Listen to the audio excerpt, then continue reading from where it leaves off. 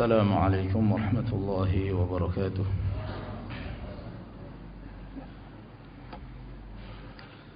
إن الحمد لله نحمده ونستعينه ونستغفره ونعوذ بالله من شرور أنفسنا ومن سيئات أعمالنا. من يهده الله فلا مضل له ومن يضلل فلا هادي له. وأشهد أن لا إله إلا الله وحده لا شريك له. وأشهد أن محمدا عبده ورسوله. يا أيها الذين آمنوا اتقوا الله حق تقاته ولا تموتن إلا وأنتم مسلمون. يا أيها الناس اتقوا ربكم الذي خلقكم من نفس واحدة وخلق منها زوجها وبث منهما رجالا كثيرا ونساء. واتقوا الله الذي تساءلون به والأرحام إن الله كان عليكم رقيبا. يا أيها الذين آمنوا اتقوا الله وقولوا قولا سديدا يصلح لكم أعمالكم ويغفر لكم ذنوبكم ومن يطع الله ورسوله فقد فاز فوزا عظيما.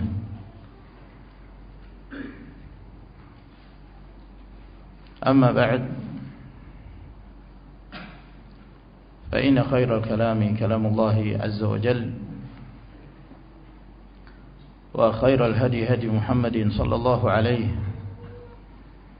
وعلى آله وصحبه وسلم. وشر الأمور محدثاتها فإن كل محدثة بدعة وكل بدعة ضلالة وكل ضلالة في النار. معاشر المسلمين والمسلمات jamaah Masjid Baitul Mubarak Kompleks Pertamina yang semoga senantiasa mendapatkan barakah dan rahmat dari Allah Subhanahu wa taala. Alhamdulillah, pada malam hari ini kita bersyukur atas nikmat yang Allah Subhanahu wa taala limpahkan kepada kita sehingga kita masih diberi kemudahan untuk kembali melanjutkan kajian rutin kita di salah satu rumah Allah Subhanahu wa taala yang mubarak ini, melanjutkan pembahasan kita seputar tafsir Al-Quran Al-Karim. Dan pada pertemuan sebelumnya kita telah menyelesaikan pembahasan kita seputar tafsir surah Al-Fatihah. Telah kita terangkan makna-makna dan kandungan yang terdapat di dalamnya, serta demikian banyak faidah yang bisa dipetik oleh seorang muslim yang memahami dan mentadabburi surah yang disebut oleh Nabi sallallahu alaihi wasallam sebagai a'zamu surah, surah yang paling agung di dalam Al-Quran Al-Karim. Maka pada pertemuan kita di malam hari ini kita akan menjelaskan makna, kandungan dan keutamaan yang terdapat di dalam surah Al-Ikhlas. Suratul Ikhlas adalah surah yang masyhur bagi kita semua. Tidaklah seorang muslim melainkan dia menghafal surah yang mulia ini. Surah yang hanya terdiri dari 4 ayat. Surah yang sangat pendek, di mana Allah Subhanahu wa taala berfirman, Bismillahirrahmanirrahim, Qul huwallahu ahad. Allahus Samad, lam yalid wa lam yulad wa lam yakun lahu kufuwan ahad. Setiap kita menghafal surah ini, dan surah ini meskipun kalimat-kalimatnya sangat sedikit dibandingkan surah-surah yang lainnya, namun suratul Ikhlas termasuk di antara surah yang paling agung, yang apabila seseorang memahami kandungan dan makna yang terdapat di dalamnya, maka dia akan mengenal siapa yang dia sembah, yaitu Allah Subhanahu wa ta'ala. Melalui suratul Al-Ikhlas kita mengenal siapa Rabbuna, Allah Tabaraka wa ta'ala.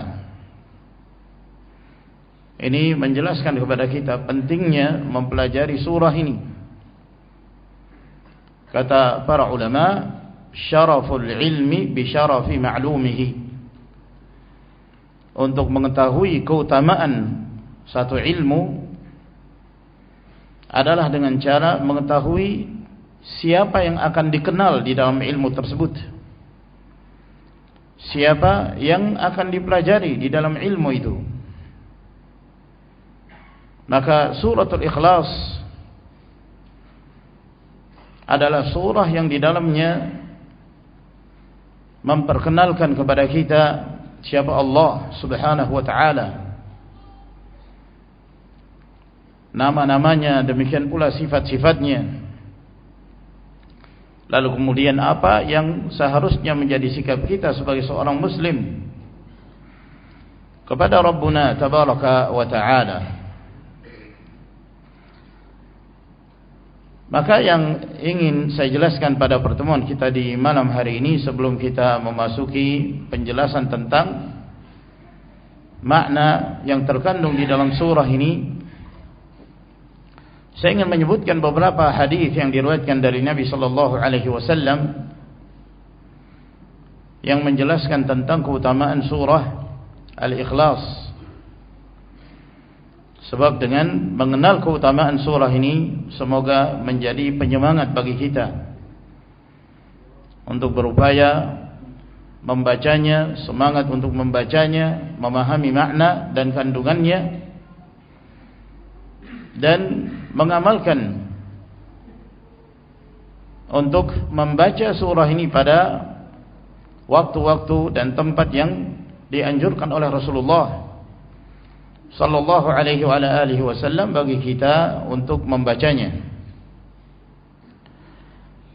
Di antara yang disebutkan dari hadis-hadis Nabi sallallahu alaihi wasallam yang menjelaskan tentang keutamaan surah Al-Ikhlas, bahwa suratul Ikhlas ini menyamai sepertiga Al-Quranul Karim, ta'dilu thuluthal Quran, menyamai sepertiga Al-Quranul Karim. Disebutkan dalam hadis yang sahih yang diriwayatkan oleh Imam Al-Bukhari dari Qatadah Ibn Nu'man radhiyallahu anhu, bahwa ada seseorang di masa Nabi sallallahu alaihi wa alihi wasallam, dia biasa membaca dalam salatul lail hingga waktu sahur Qul huwallahu ahad, yaitu suratul Ikhlas. Kata Qatadah Ibn Nu'man, la yazidu alaiha. Orang ini kalau mengerjakan salatul lail, dia hanya membaca Qul huwallahu ahad. Dia tidak menambah dari itu. Itu saja yang dia ulang-ulangi. Pada setiap rakaat dia membaca Qul huwallahu ahad. Rakaat yang berikutnya dia membaca Qul huwallahu ahad. Falamma asbahna, maka ketika di pagi hari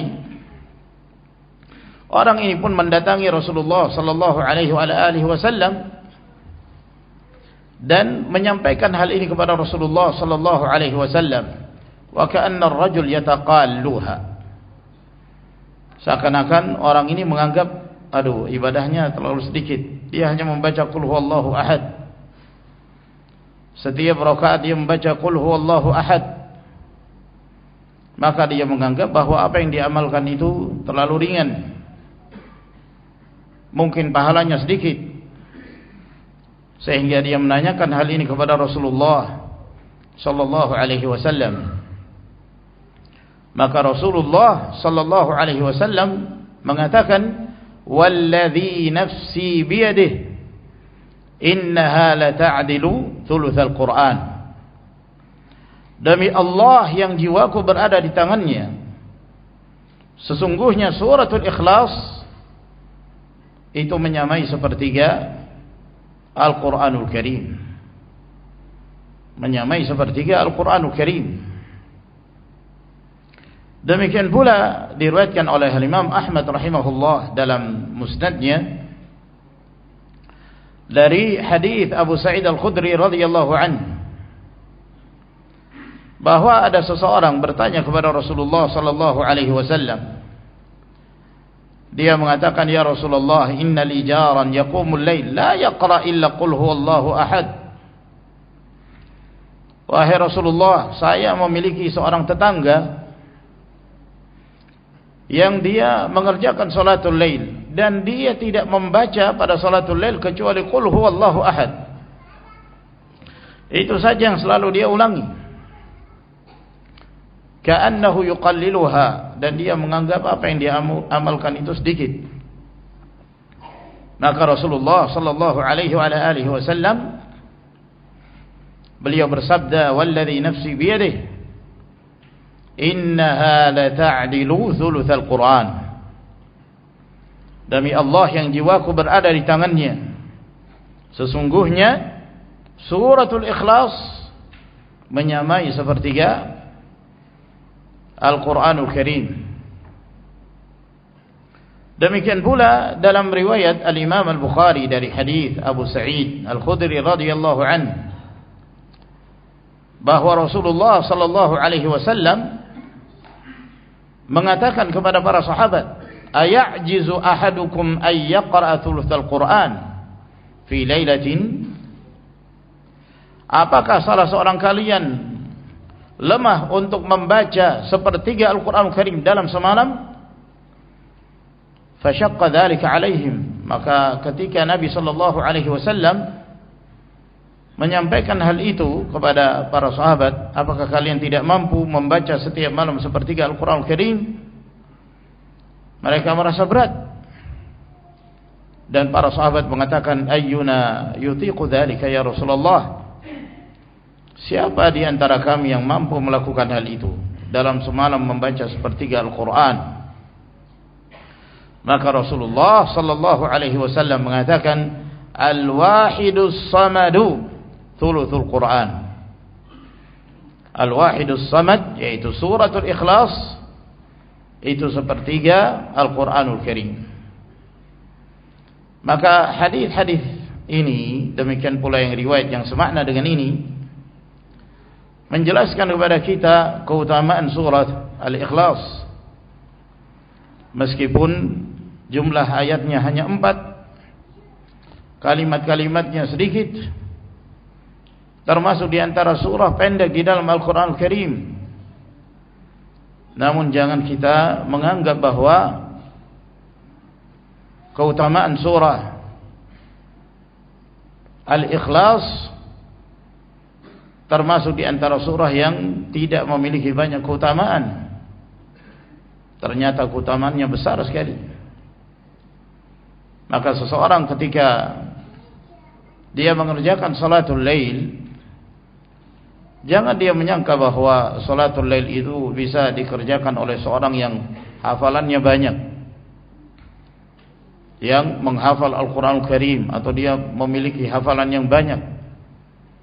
Seorang yang tidak memiliki hafalan kecuali beberapa surah dari Al-Quran Al-Karim, dia bisa melakukannya. Tidak mesti seseorang mengerjakan salatul lail dan membaca surah-surah yang panjang. Memang betul bacaan Rasulullah sallallahu alaihi wasallam dalam salatul lail itu sangat panjang sekali. Mungkin salah seorang di antara kita lemah untuk melakukannya.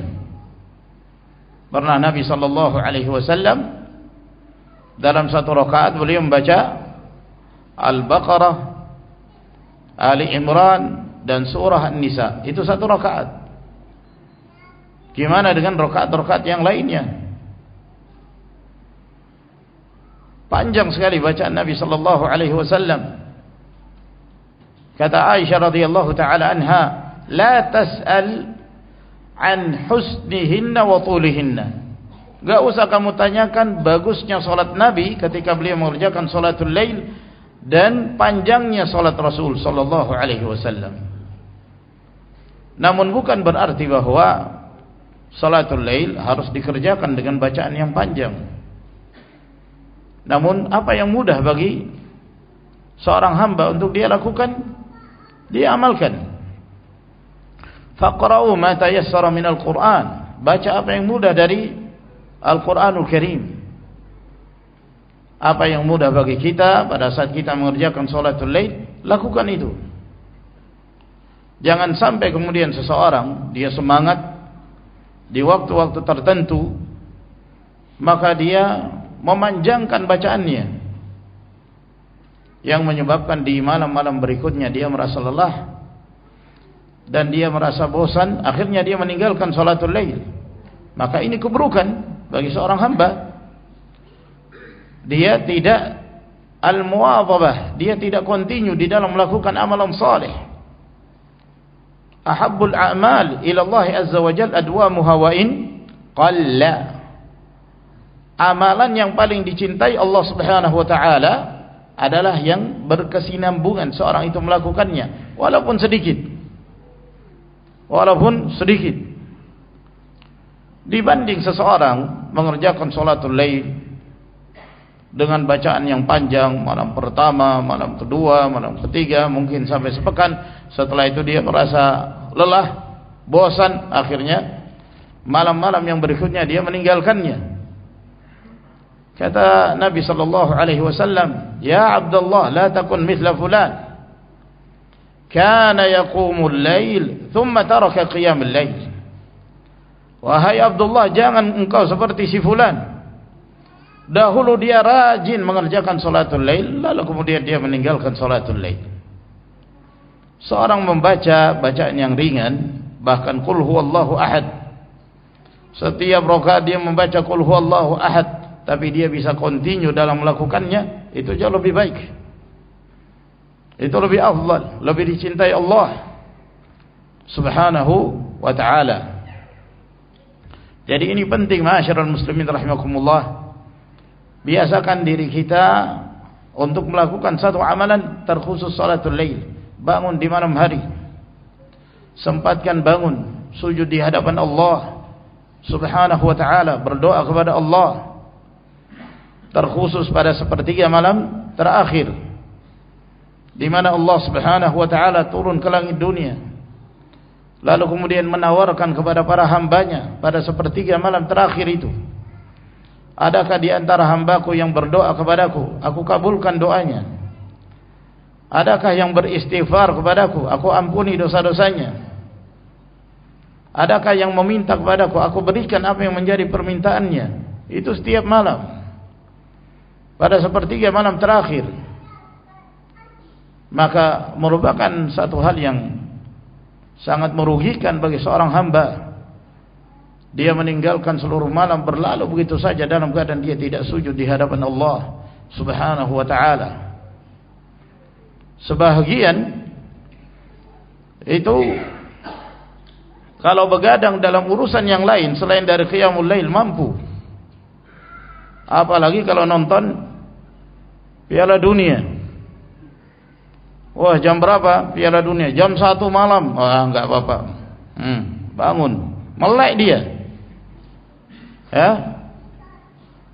Pertandingan bola 2 babak itu berapa jam?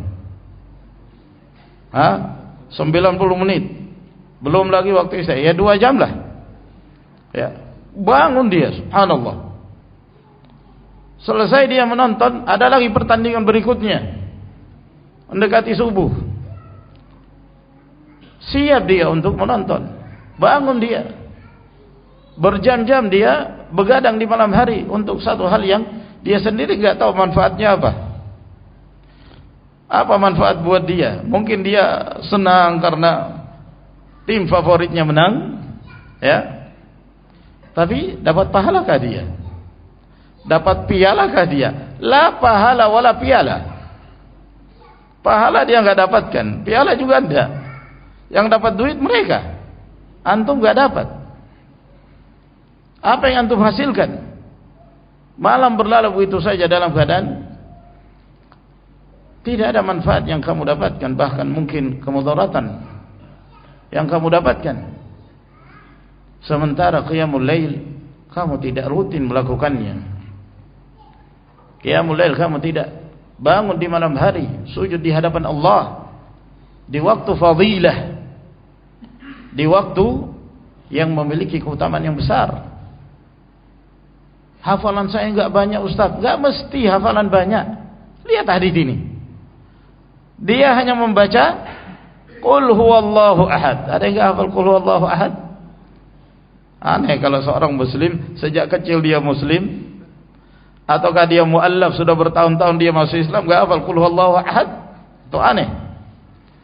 Biasanya dia menghafal. Amalkan itu. Bangun di malam hari, baca surah Al-Ikhlas, mohon kepada Allah Subhanahu wa taala, berdoa dengan apa saja yang kamu inginkan dari kebaikan dunia dan akhirat. Wallahi, barang siapa yang rutin melakukannya, dia akan merasakan satu kelapangan dada, sebuah kenikmatan di dalam dirinya yang jauh lebih nikmat daripada ketika dia mengetahui dan melihat bahwa tim favoritnya itu menang. Jauh lebih nikmat, wallah. Bersama Al-Quran Al-Karim, membaca ayat-ayat Al-Quran Al-Karim, dia mentadabburi isi dan kandungannya, walaupun qul huwallahu ahad.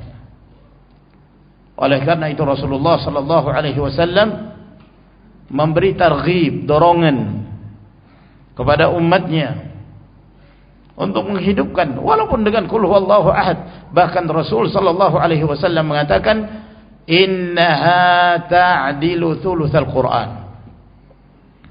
Suratul Ikhlas menyamai sepertiga Al-Quran Al-Karim.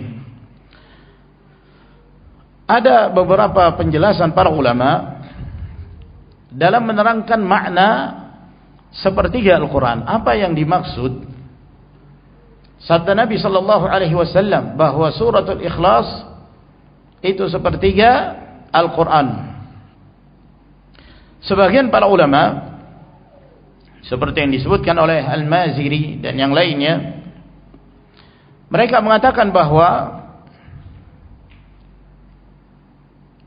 di dalam Al-Quranul Karim kandungan ayat-ayat Allah Subhanahu wa taala itu terdiri dari 3 bahagian. Terdiri dari 3 bagian.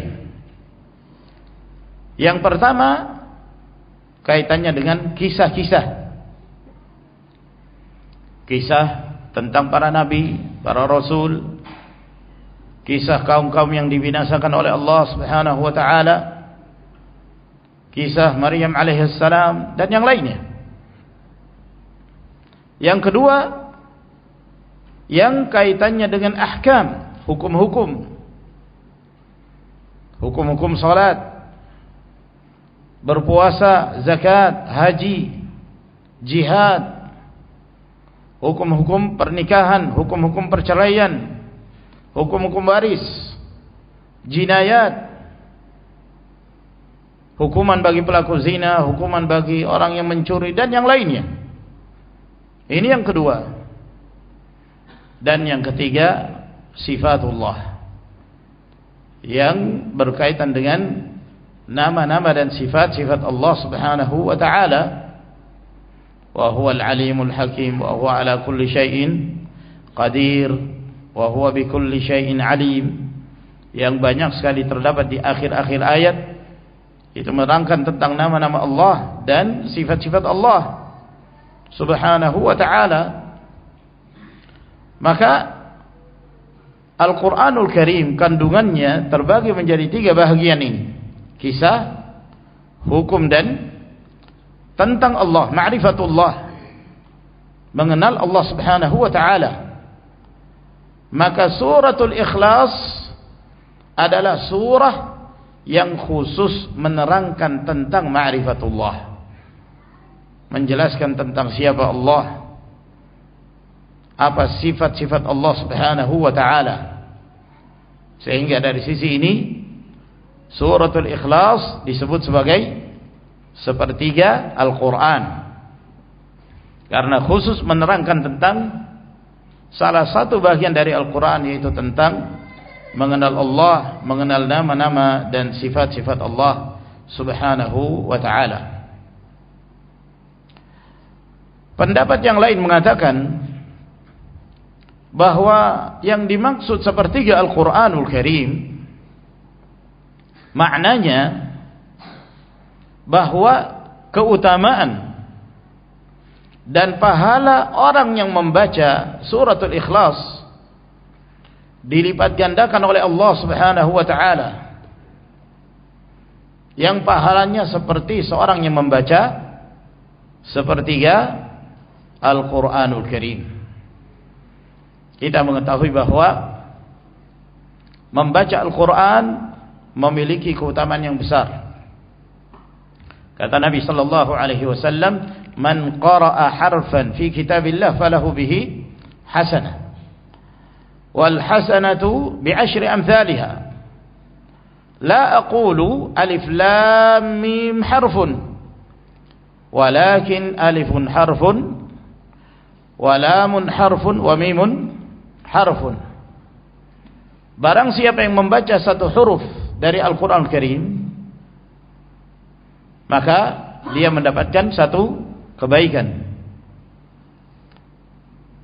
dan satu kebaikan ini dilipat gandakan oleh Allah subhanahu wa ta'ala menjadi 10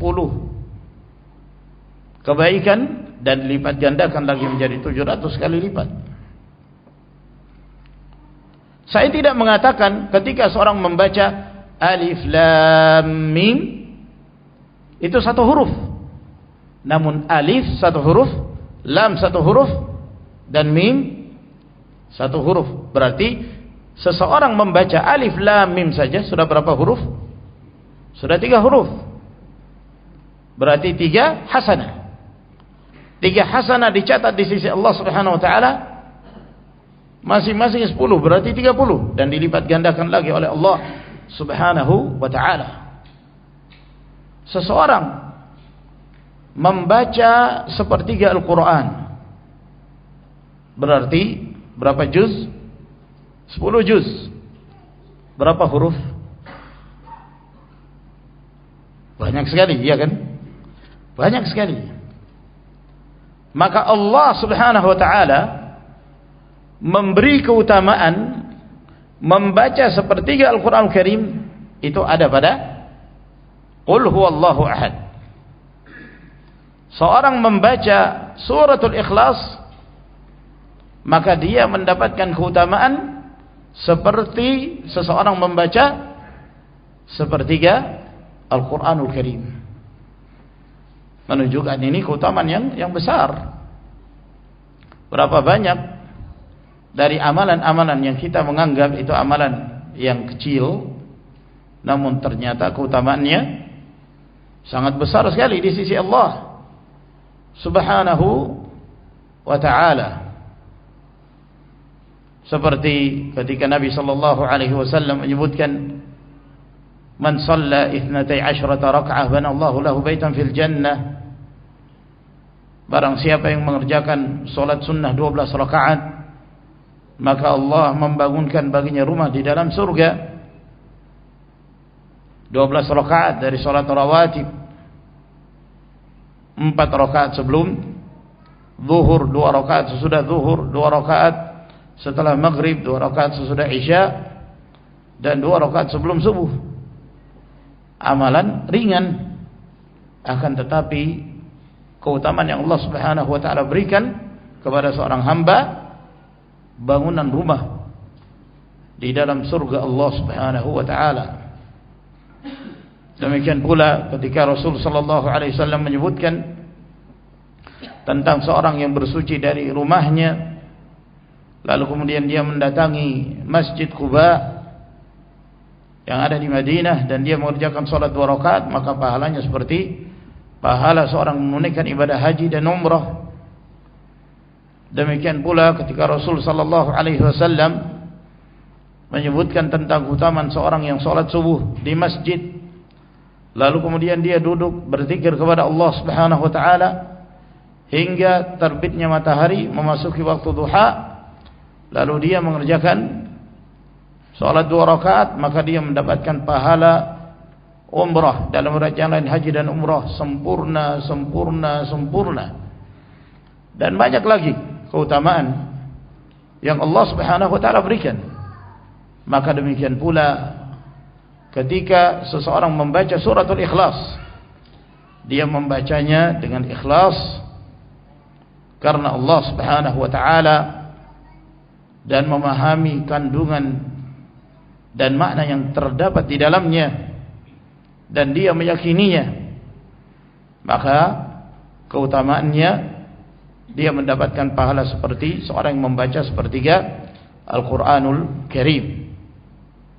Ini pendapat sebagian dari kalangan para ulama, dan ada lagi pendapat-pendapat yang lain yang disebutkan oleh para ulama.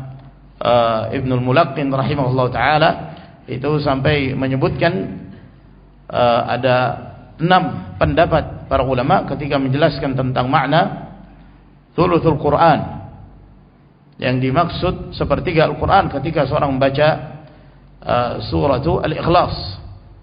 Intinya bahwa penyebutan sepertiga Al-Quran menunjukkan bahwa di dalamnya terdapat keutamaan yang besar.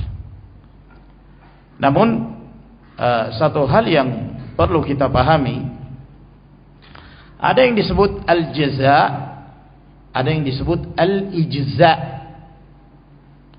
Al-jaza'u itu artinya balasan. Ada pula yang disebut al-ijza'u, yaitu amalan yang mencukupi. Ini harus kita bedakan. Seorang ketika membaca suratul Ikhlas, bukan berarti bahwa dia telah membaca sepertiga Al-Quran Karim. Paham ya? Sehingga ketika dia mengatakan saya baca Al-Ikhlas 3 kali, saya sudah tamat Quran hari ini, saya sudah khatam. Apakah benar dia khatam Quran? Jawabannya tidak. Ya. Pahalanya iya, dia mendapatkan sepertiga Al-Quran apabila dia ikhlas membacanya, dan Allah Azza wa Jalla Maha mengetahui apa yang terdapat di dalam hati setiap hamba. Namun bukan berarti bahwa ketika dia membaca sekali maka dia membaca sepertiga Al-Quran. Beda. Sama halnya seperti yang kita sebutkan tadi, seorang yang sholat subuh, dia duduk sampai terbitnya matahari, lalu kemudian dia mengerjakan salatul isyraq di awal waktu duha, pahalanya seperti seorang menunaikan ibadah umrah sempurna. Apakah dia sudah umrah?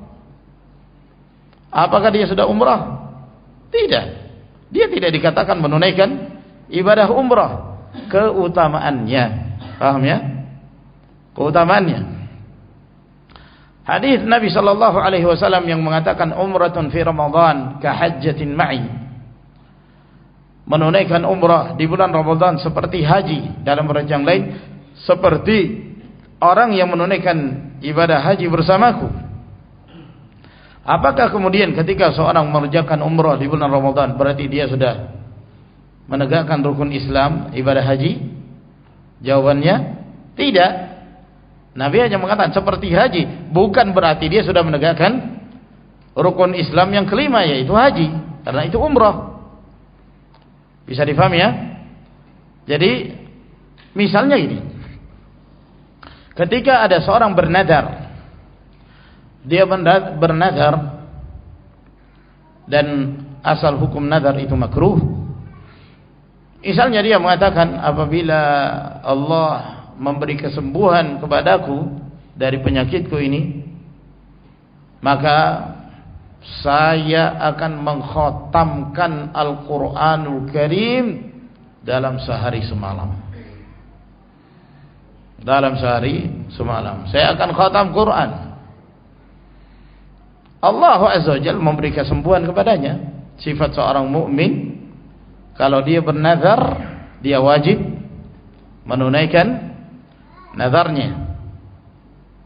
Maka dia mengatakan qul huwallahu ahad, baca suratul Ikhlas 3 kali. Apakah dia dikatakan telah menyelesaikan nazarnya? Jawabannya tidak. Anda membaca suratul Ikhlas 3 kali, Anda tidak mengkhatam Al-Quranul Karim, walaupun keutamaannya seperti seorang membaca Al-Quranul Karim dari awal hingga akhir. Tapi apakah dia telah menunaikan nazarnya? Maka jawabannya, dia tidak dikatakan menunaikan nazar. Dia harus mengkhatamkan Al-Quranul Karim sesuai kandungan yang terdapat di dalam nazarnya. Contoh yang lain misalnya, ketika Rasul sallallahu alaihi wasallam menyebutkan tentang keutamaan salat di Al-Masjidul Haram di Makkah, bahwa sekali salat di Masjidil Haram di Makkah itu sama dengan 100.000 kali dibandingkan salat di masjid yang lain. Iya kan? 100.000 kali, 100.000 salat. Seorang menunaikan ibadah umrah dan dia tinggal di Makkah 10 hari. 10 hari berarti satu kali salat kali 100.000 dibanding salat di tempat yang lain. Pulang dia ke kampungnya enggak salat dia. Kenapa kamu enggak salat? Saya udah salat di Masjidil Haram. Nanti tunggu sampai kelipatan 100.000 baru saya salat lagi. Ini saldo salat saya masih ada nih. Apakah seperti itu? Ya, tidak demikian. Kamu tetap wajib mengerjakan salat 5 waktu setiap hari, setiap malam, sebagaimana yang diperintahkan oleh Allah Subhanahu wa taala dan Rasulnya sallallahu alaihi wasallam. Apa yang disebutkan dari keutamaan salat di Masjidil Haram, salat di Masjid Nabawi, itu pahala yang Allah Subhanahu wa taala berikan, bukan berarti kamu sudah mengerjakannya. Jadi ini yang penting untuk difahami, bahwa sepertiga Al-Qur'an Al-Karim menunjukkan keutamaan suratul Ikhlas. Namun bukan berarti ketika seorang membaca qul huwallahu ahad berarti dia sama seperti orang yang membaca sebanyak 10 juz dari kitabullah Subhanahu wa ta'ala. Ini diterangkan oleh para ulama, di antaranya Syekhul Islam Ibn Taimiyah rahimahullah ta'ala, sebagaimana yang disebutkan dalam Majmu' Al-Fatawa. Kemudian keutamaan yang lain yang diriwayatkan oleh Imam Al-Bukhari dari hadis Aisyah radhiyallahu anha, bahwa ketika Nabi sallallahu alaihi wasallam mengutus seseorang untuk memimpin pasukan, maka ketika mereka berangkat pasukan perang ini, yang diangkat oleh Nabi sallallahu alaihi wasallam sebagai pimpinan pasukan, dia selalu pada saat mengimami para sahabatnya, mengimami salat, dia selalu mengakhiri bacaannya dengan qul huwallahu ahad. Jadi dia membaca Al-Fatihah, setelah itu dia membaca surah yang lain, sebelum dia ruku dia baca suratul Ikhlas.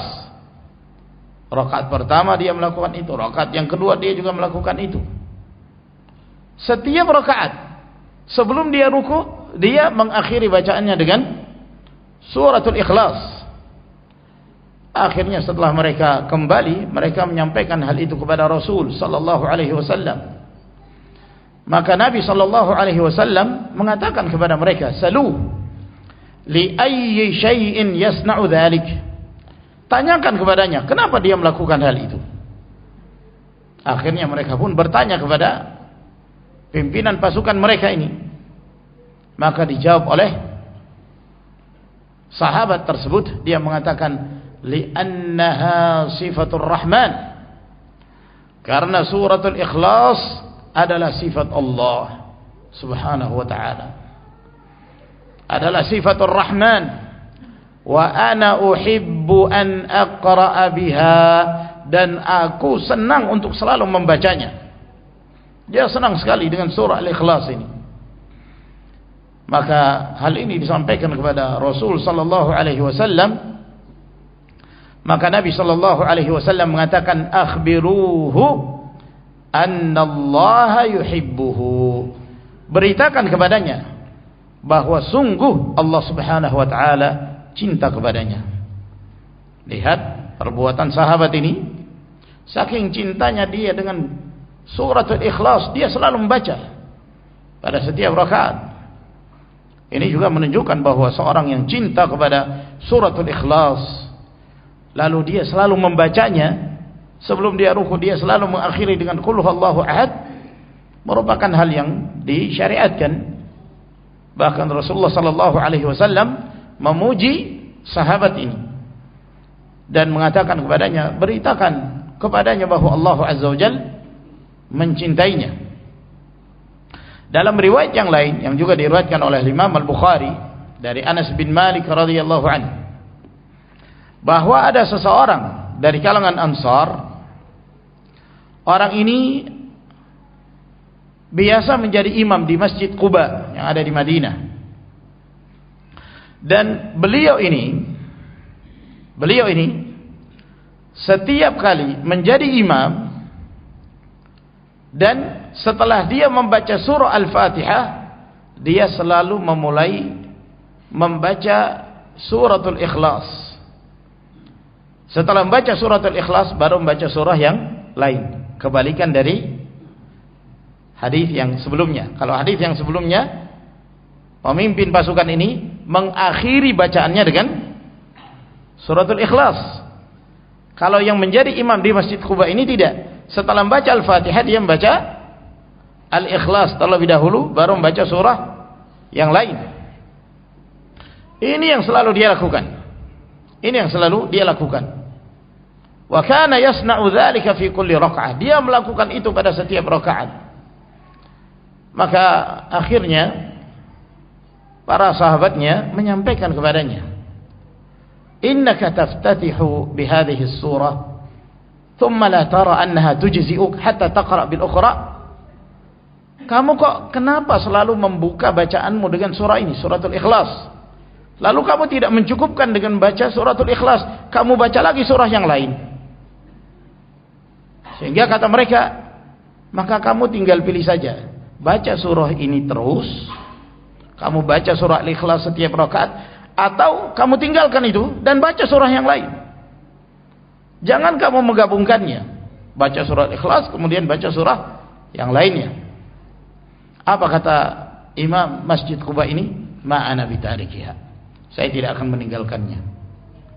Kalau kalian senang untuk saya menjadi imam untuk kalian, ya saya melakukan itu.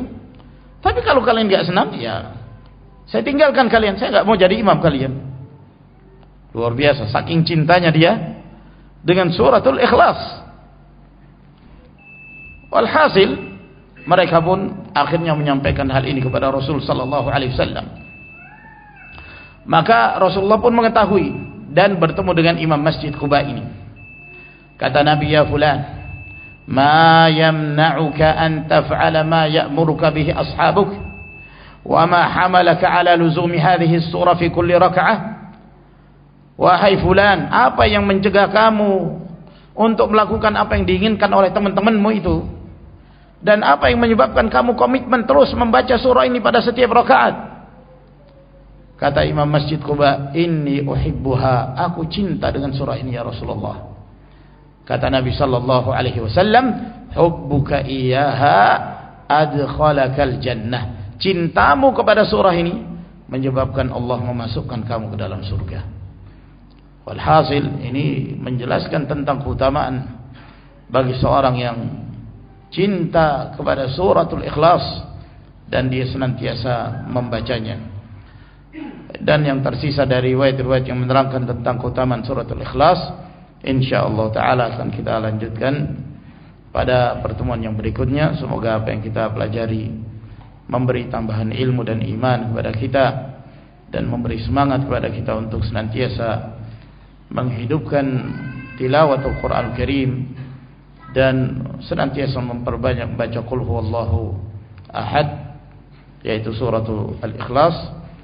Sampai di sini, wa akhiru da'wana alhamdulillahi rabbil alamin, wa sallallahu ala nabiyyina Muhammad wa ala alihi wa sahbihi wa sallama tasliman katsira. Wassalamu alaikum warahmatullahi wabarakatuh.